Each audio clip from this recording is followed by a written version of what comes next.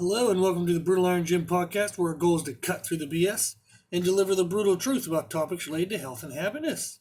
So today's topic is mindset, and our question is, how do you spend your energy? So there was a really good book I read many years ago when I was first starting my business. So it would have been like 9 years ago or so. And uh, The Power of Full Engagement was the book. That's the title, and I think the author's name was Jim Loehr, Loehr, I believe, something like that. But it was the Power of Full Engagement, and what it brought up was the idea of contrasting time management versus energy management. So the argument was that time is a constant. So we all have the exact same time. We have the exact same time every day. There's really no variability to time. However, energy, how we like the energy we have to do the things we want to do, that is a variable, and that can be improved upon, or that can be kind of mismanaged. So there is some influence we can have over our energy, and if we exert that influence in our best interest, we can then make more use of our time in the sense of efficiency in the time that we spend towards our tasks. So the idea would be in the sense of, instead of managing to block off an hour to do a task, can you manage your energy well to maybe only needing 30 minutes to do the task?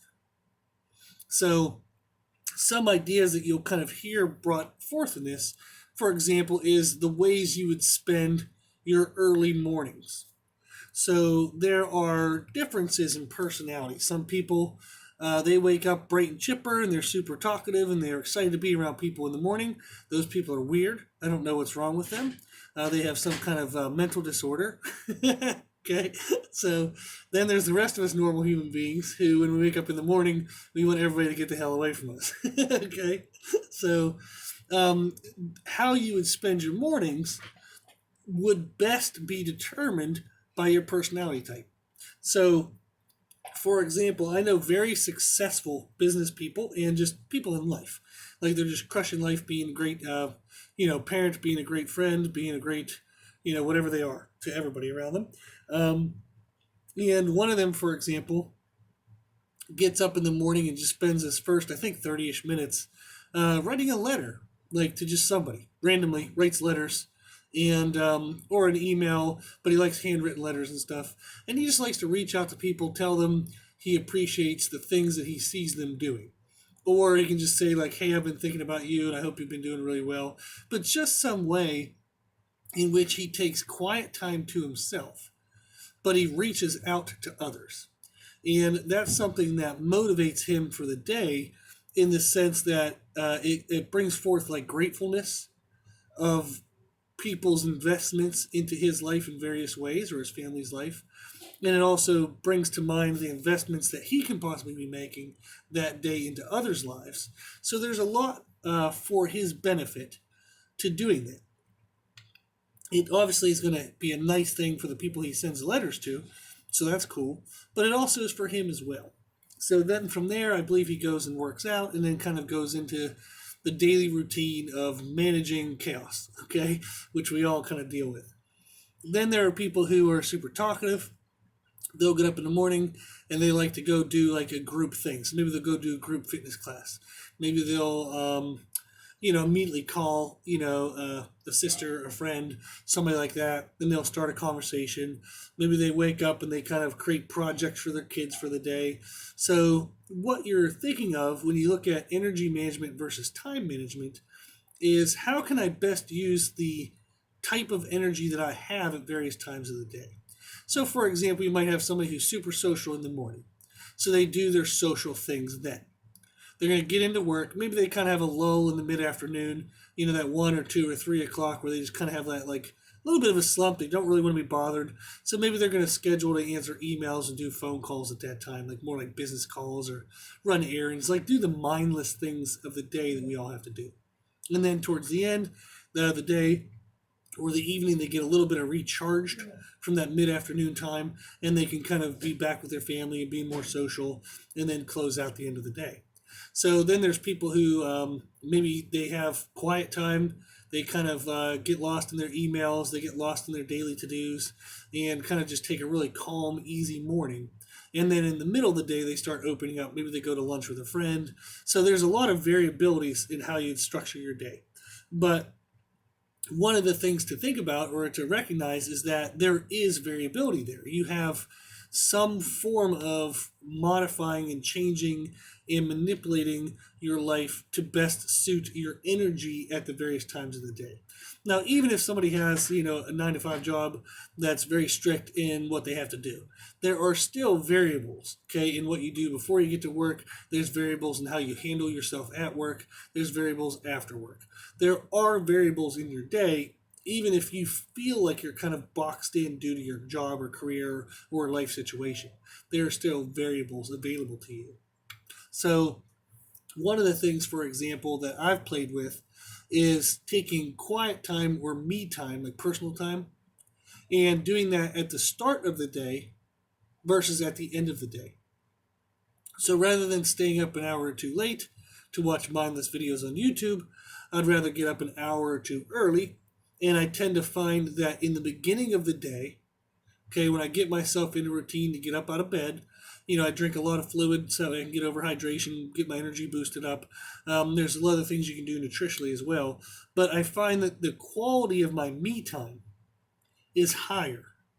So what I do with my energy, the quality of that is higher when I have my quiet time at the start of the day versus at the end of the day. And this kind of makes sense in the sense that when we wake up in the morning, we're most refreshed in terms of sleep, and we have our greatest potential of energy that we could use for the rest of the day. Why would we not spend our time on ourselves in that best state? Why do we instead give ourselves our own time only at the end of the day when we're worn out and we have nothing left? Of course, that's going to be very low quality, and we should just be closing our eyes and going to bed. So I've gotten into like nighttime routines where I'll listen to podcasts instead of watch a video. And I find I fall asleep a lot faster if I'm just doing auditory busyness rather than visual busyness. So that helps a lot. And then making sure like you time your meals the right way, have morning routines set up. So there's ways you can organize your life to get yourself into the habit of me time at the start of the day. And you'll find that the energy spent in that way, okay, it might be an energy investment at first to make that a routine. But you'll find that the energy you invested has a greater return. And that's the question we're asking ourselves is, how are you spending your energy? How do you spend your energy? Do you spend it in best case scenarios? Or do you spend it always reacting and catching up and feeling stressed? So when we look at the challenges in our life, the problems we face in our life, one of the questions we can ask ourselves is, do I spend my energy avoiding the problem, or do I spend my energy trying to solve the problem? Okay? So when faced with a challenge, do we first look for a way to avoid it, get around it, or to like quote unquote hack it? Kind of like make it efficiently where you can just kind of get past this problem. Or do we look at solving the problem, not delaying it, not pushing it off, not brushing it away, but actually solving the problem?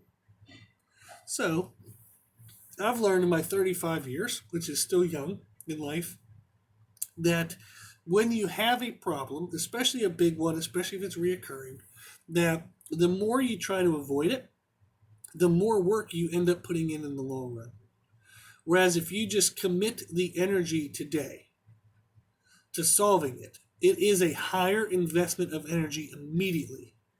You will have to try harder to solve the problem than you will have to try to avoid the problem. But that solves the problem, and then you're done with it.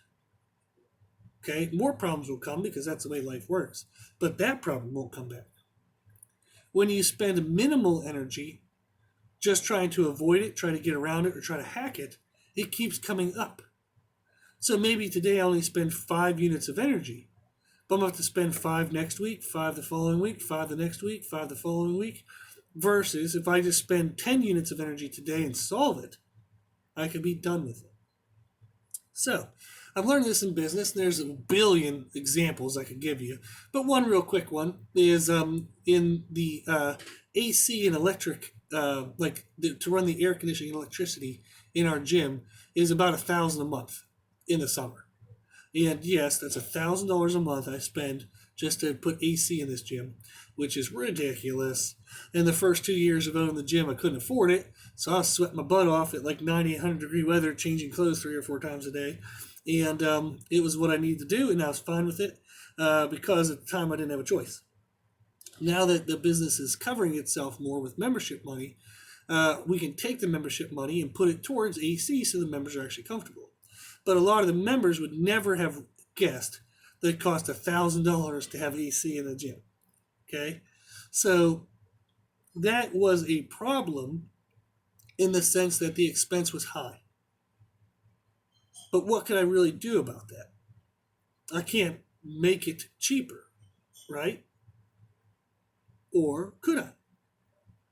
So thankfully, my dad helped me, and he had a good idea to change out the light bulbs that we had in the facility to LED lights rather than whatever the hell they were before that. Okay, so LEDs produce a lot less heat, which brought down the temperature in the gym, reduced the AC need, and then they also have less power consumption, so that brought down the cost as well. So by us making the initial investment to buy LED lights, making the initial investment to change out, do everything we needed to do to put those LED lights in place, okay? By us doing that initial investment, which was a cost, it's a pretty high cost, it allowed us to get a quote-unquote discount later. So by attacking the problem, trying to find a solution and investing effort towards solving it, we are now able to reap the benefits, and we've greatly recouped the cost of the LED lights and more since we installed them. Okay, so I was presented with a problem of a high cost of AC. I could try to avoid it by just not having AC. Okay, but that wasn't going to work forever. Okay, when I first opened the gym, the members could put up with it because they could see it was kind of the startup of a gym, and they could see the potential of what was to come. But if I would just kept trying to avoid it, I'd have people complaining. I'd still be paying the full cost if I eventually started it up, and there would have just been chaos and complaints and expense. So instead, we made the initial investment. We solved the problem, and then we got our quote-unquote discount, or we reaped the benefits of that initial investment later. So the same is true when we look at our health, okay? So if we have bad blood work, maybe you have high cholesterol, maybe you have high, triglycerides, maybe you have high blood sugar, whatever, all that stuff, okay, all that bad stuff. Our health is the same way. We can, when presented with a health problem, invest into it today by eating healthier and doing correct forms of exercise. And then we can reap the benefits of that investment later by having a better quality of life. Or we can avoid it, do nothing about it, and get nothing, and end up paying with the quality of our life later. Or we can invest kind of like pathetic, wishy-washy effort, okay, and really just try to find the easiest way to address the issue and kind of convince ourselves we're putting some effort in when really we know it's bullshit low-level effort. And then we're surprised later that our quality of return is not very high, considering our quality of investment was pretty shitty too, okay? So if you have a low investment, you have a low return. So when presented with bad health, do you do low-level investment? Maybe you just go for, some walks here and there, and you try to cut out carbs. Those things aren't sustainable. You're not going to walk every day unless you commit to it. And plus, walking as a form of exercise is a damn near waste of time because it does very minimal benefit. And then just cutting out carbs, We like that idea because it's an all or nothing, black or white. It's simple. I just have to avoid all carbs. Well, that's not life sustainable. You're not going to avoid all carbohydrates for the rest of your freaking life. And if you do that to some degree of length, then when you do have carbohydrates, because you're going to have them eventually, you get upset stomach, you get food sensitivities, you have bloating, water retention issues. So you actually ruin your body's ability to process food well by doing these black or white, all or nothing kind of non sustainable, crazy ass behaviors. So we want minimal effort. I'm just going to walk every morning and cut out all carbs. Rather than us actually learning what would be the right thing to do, which would be learning how to manage calories and portion sizes. Learning how to tell ourselves no, but living in the gray area. So rather than black or white things, we have to learn how to live in the gray. Because life is gray, okay? You will have times where you have to make the best, worst choice. That's life, okay? So things aren't always going to be so easy. So I've had people before tell me, well, I'm just going to eat meat and vegetables every meal. And I'm like, that's stupid, okay, for many reasons. But also, you're not going to only have available meat and vegetables every single meal for the rest of your life. Very quickly, they end up kind of breaking on that because it was extreme and they wanted to have a cheesecake one night, or they wanted to have a dessert, or they wanted to have this. And then all of a sudden they get sick, and now they say, well, I just can't have carbs. Carbs don't like me. My body doesn't agree with carbs. No, that's stupid. It's absolutely stupid. So what ends up happening is, instead of people investing the hard stuff, okay, learning how to do resistance training, learning how to move our muscles, get your body stronger, they'd rather just walk. Rather than learning how to manage calories, finding out what is in our foods, when and what we should eat, they just want to cut out all carbs. So rather than investing a higher level of energy into solving the problem, they invest a low level of energy into trying to avoid or hack or get around the problem. And again, the same is always true. A low investment brings low reward. A high investment will bring a high reward. So that's what we want to look at. How do we spend our energy? Are we spending our energy trying to avoid problems and then having to spend that energy over and over and over again as the problem keeps coming up?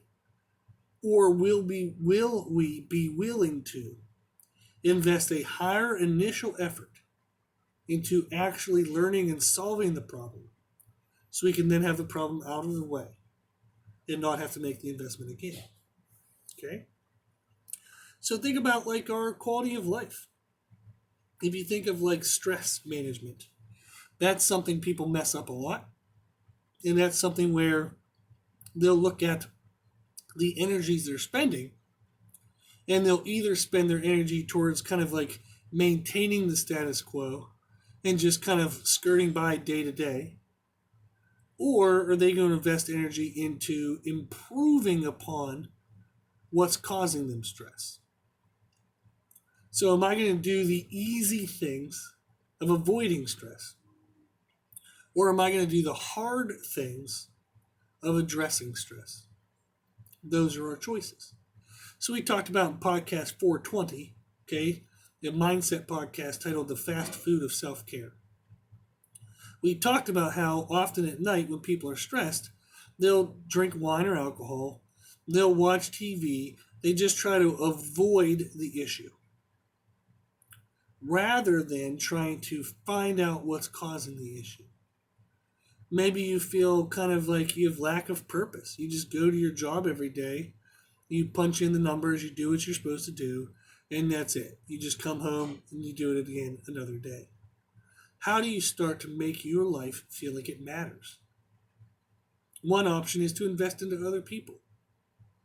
I've done a challenge before as simple as anytime I go into a convenience or grocery store, I will ask the clerk how they are doing and try to invest happiness into their life.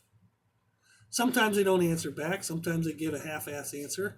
But I always try to make sure I smile at them. I always try to make sure I ask them genuinely how they're doing, how their day is. So that's something that seems very small, very insignificant, but it can let you feel better about the effects you're having in life, even from just a 2 minute conversation. If you can uplift their spirits a little bit, maybe the quality of their interactions with others for the rest of the day will be a little better. And your effect of a 2 minute conversation can ripple across the rest of their day in every person's life that they interact with for the rest of the day. So there are some things you can do every day to make your life feel more meaningful, to bring more happiness into your life, and thus reduce your stress, that are a lot more effective than drinking alcohol, eating cheap crap food, and kind of doing avoidance techniques of books, YouTube, TV, stuff like that. Stuff that, if you notice, you have to do every day, but never makes an improvement. The true good stuff of self-care, okay, that we talk about in podcast 420, is stuff that lingers for days. If every day you have to reapply the Band-Aid, it's only a Band-Aid. How do you heal the wound? That's the question you want to answer. Okay? So these are things we want to look at, is how do we spend our energy throughout the day? Do we spend our energy being negative all day? Always complaining and whining and looking at the negatives? And then it's only the negatives that we see? Or do we spend our energy trying to brush off the negatives, trying to become positive, try to be the influence into the world that we would typically have complained about not being there? Can we be the reason why the world is a good place? Or are we just going to bitch and whine about it not being good, but do nothing about it? So how will you spend your energy? Are you spending your energy avoiding things because you think it'll take too much energy to correct them? Here's a question for you. Has that ever worked? Okay? If you're like older than 10 years old, okay, you're going to recognize that in life, when you just avoid something, it doesn't go away. It stays there. It lingers. It pops back up again. Okay? So if you try to avoid investing the energy to correct a problem, and you just avoid it, skirt around it, has it ever worked? No. And actually, usually it's worse off. The more you avoid something, the more it grows in the deep, dark shadows. Okay, it grows and comes back stronger and stronger. And then later, we're going to wish we had the size of the problem when we first had it, compared to what it's grown to. So has avoiding the problem ever solved the problem? Or does it just delay it? And if you're delaying the problem, will you actually be better equipped to handle it later? What are you doing today that'll actually help you do any better with it later? Chances are you're doing nothing. We just don't want to deal with it. So we just stay the same. And then when it comes back up later on and we finally have to actually deal with it, we're not any better off than we were before. We haven't learned anything new. We're just later down the line when we could have addressed it earlier. So, we want to ask ourselves, how do you spend your energy? Do you spend your energy trying to avoid things, always looking for the easy way out? Or do you spend your energy doing it the hard way, maybe, and making that initial high investment that will actually solve the problem? Either way, your energy will be spent, okay? You can't spend zero energy. You're going to spend energy avoiding it, or you're going to spend energy fixing it. Energy will be spent. So, for the energy being spent, will you have anything to show for it? If you're always avoiding it, you're wasting energy time and time again, but never moving forward. It's always going to be there. It just comes up over and over again. You never advance, even though you're putting energy in, because you're putting in minimal energy. How do we advance? How do we make the problem be solved? How do we move forward? How do we progress? Is by truly investing into the issue. Okay? Invest the energy needed to solve it. Make the high investment so you can reap the high reward. Okay? So energy is going to be spent either way. You might as well get something for it. Now, if you're ready to spend the energy but you're not sure where to start, reach out to us. Our email is brutalironjim@gmail.com. We're always happy to help. So we can help with ideas on how to manage energy, how to organize your life, kind of just help you deal with life a little bit better. Okay? And then if the issues deal with training and nutrition, of course, we can help you with that. So just some basic nutrition rules you can follow, kind of questions you can ask yourself at every meal that are simple, that allow you to make better choices. And even training, like exercising. It can be as simple as just 10 minutes a day. It just has to be 10 minutes spent in the right way, in a way that'll move you forward, not in a way that just checks off the day, but doesn't actually have progressive results. Okay? So, you don't need huge, major, crazy investments that are going to be beyond what you have the ability to give. You just need investments that are progressive. And we can help you figure out what those are. Okay? How to get the most bang for your buck, how to get the most out of the effort you're going to put in. So email us, brutalironjim@gmail.com. We're happy to help. Okay? So ask yourself as you go through today, after listening to this podcast, is the energy I'm spending in each moment, am I spending it to avoid a problem, or am I spending it to solve a problem? Okay? I hope you spend it to solve it, and I promise it'll make your life a lot better if you do. Okay? So give it a try. Think through what you're doing. See if you're using your energy wisely. And if you need any help, email us. Our email is brutalironjim@gmail.com. Okay? If you like the podcast, please share it with family and friends. The more people we help, the happier the world will be. Also, if you like this information, you can find more from us on Instagram, Facebook, and Twitter at Brutal Iron Gym.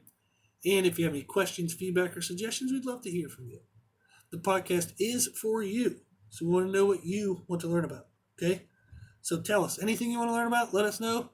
We'll make a podcast about it, or we'll go find you the answer. Okay?